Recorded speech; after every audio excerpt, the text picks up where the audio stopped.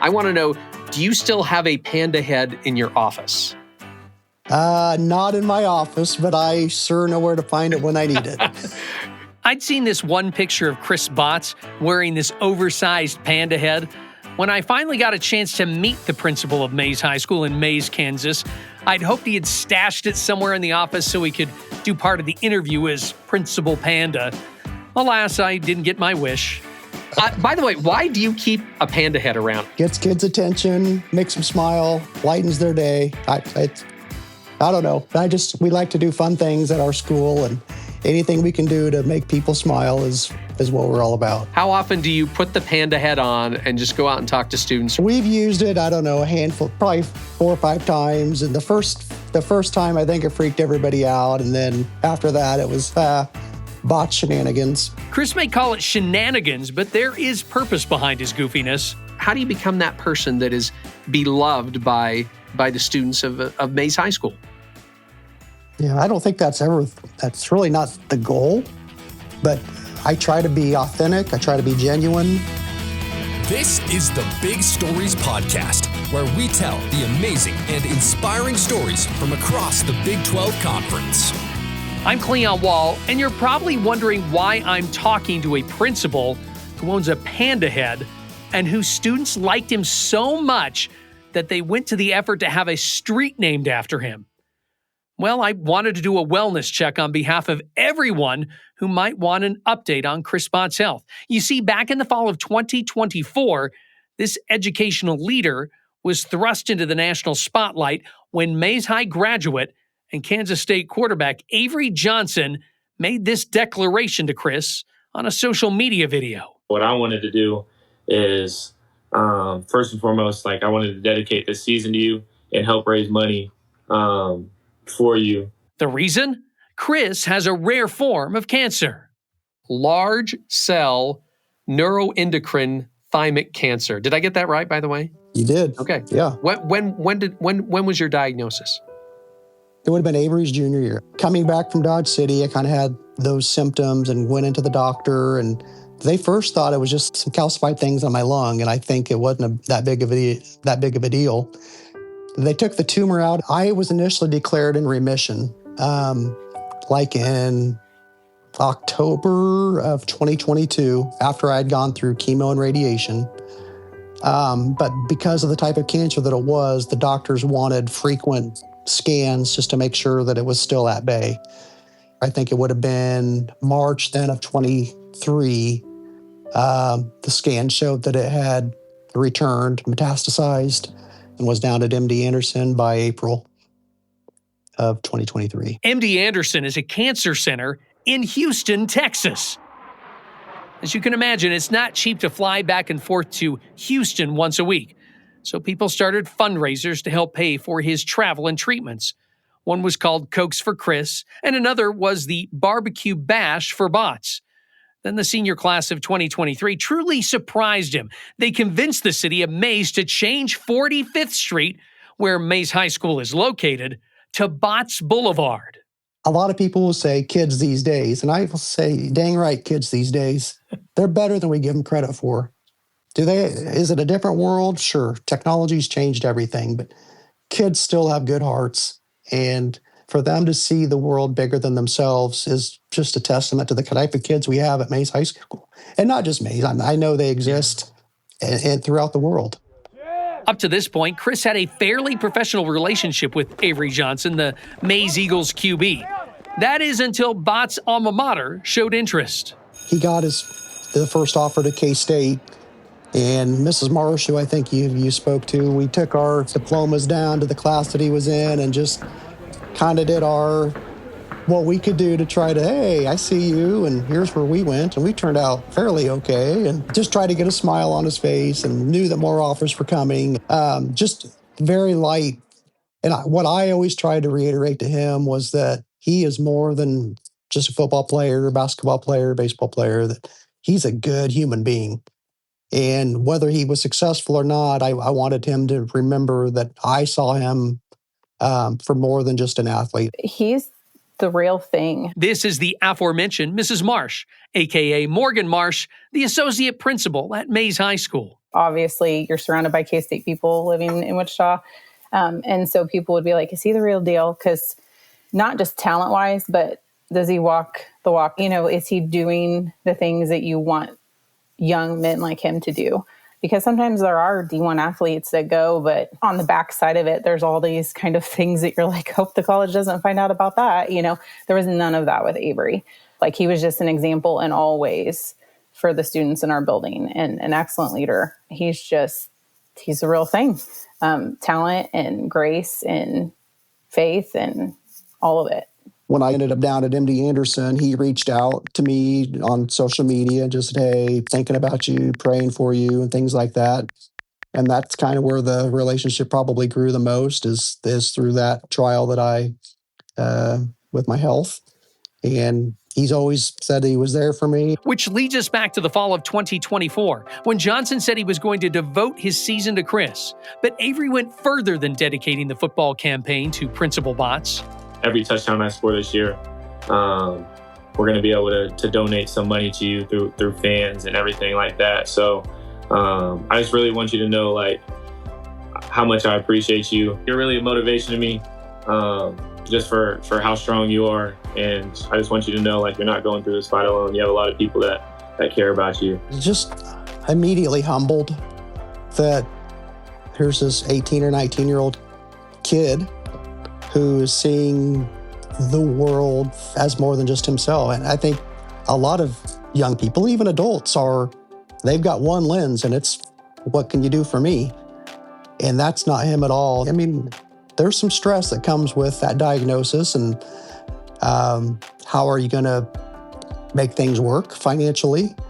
And it was just like, just kind of a deep breath. The fact that you want to do this for me is like, I don't even know what to say, but thank you. I mean, it touches my heart.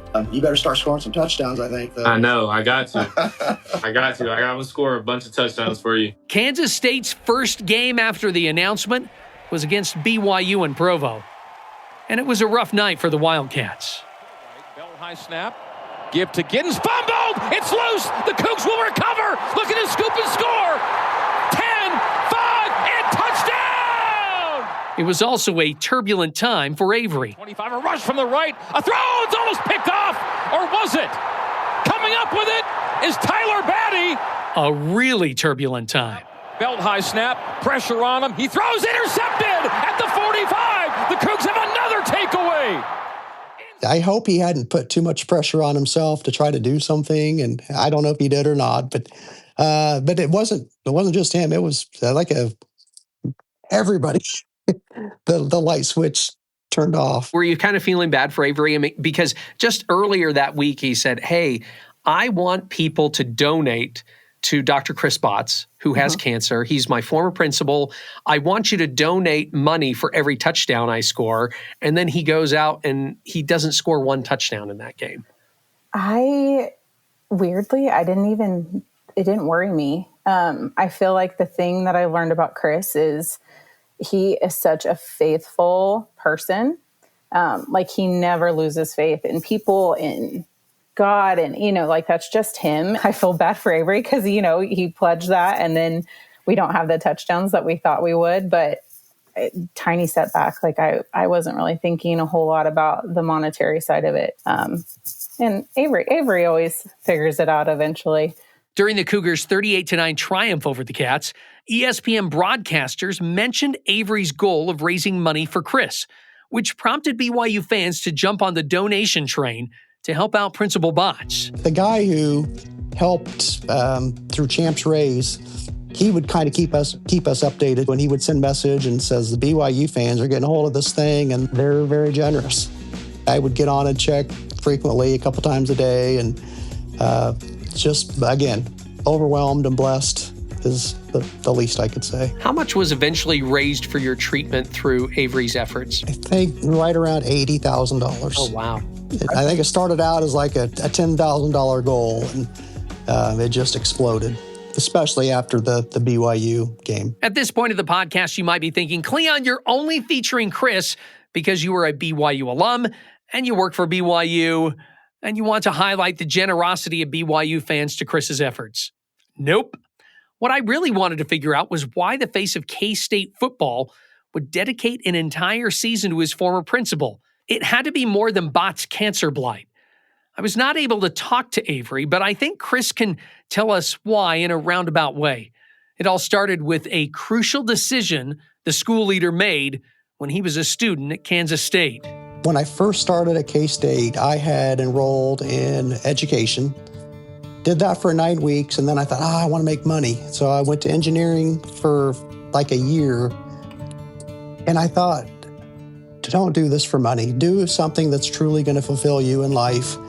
And I've always been, I feel like, drawn to helping people. And so I went back and changed my degree to secondary ed math, and just have been fulfilled ever since then of having the opportunity to teach math to others, to help them, not with just math, but maybe they're going through something in their life that I could try to help. Why is it that students love him so much? What is it that he does that endears him to the students of Maize High School? I call it the Bott's magic. It's nothing you can teach. He truly, truly loves what he does. He's never been anywhere but Maize. He comes back because he truly loves kids. It's not faked. It's very legitimate. His care and his attention, and when he invests in someone, he remembers. He's still in touch with kids that he had when he first started teaching. I'm going to do my best to assume positive intent for everybody.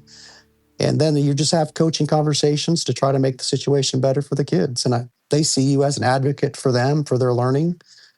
You show up to things.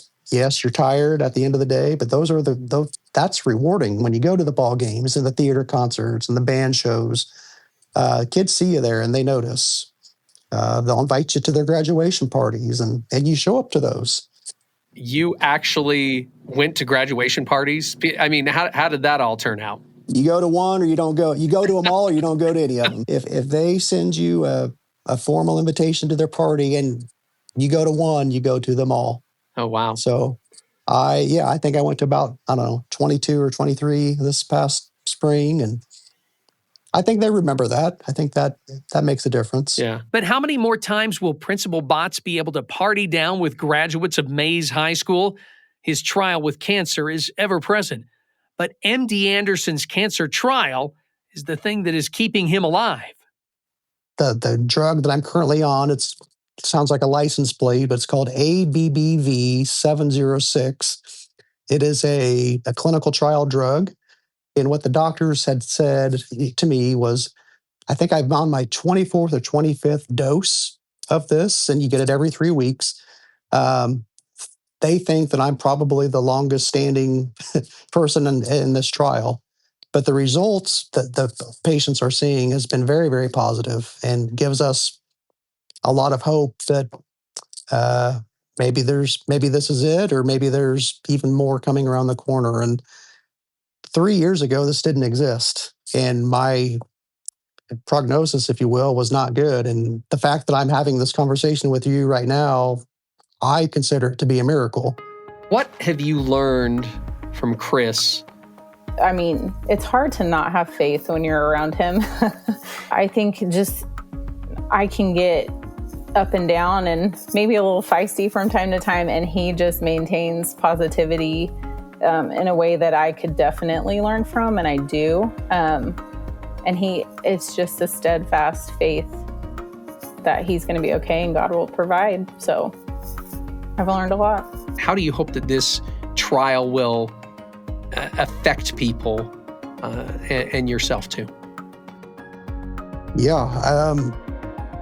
So it initially started, I hope I can get my kids through graduation. And then the weddings. You want to walk your daughter down the aisle, and then you want to see your son, find his mate someday. So those are little things, milestones, I guess, that I hope that I can see, which I didn't think was going to be possible without all of the prayers, without the new drugs, without God empowering the scientists to come up with new things every day.